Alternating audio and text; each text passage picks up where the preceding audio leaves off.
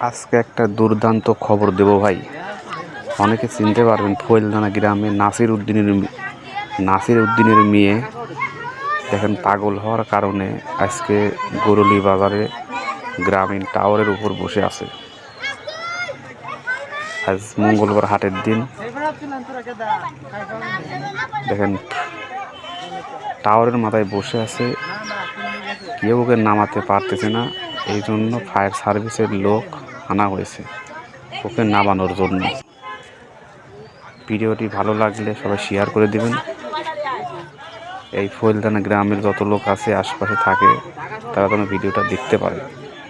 এই দেখেন অবস্থা।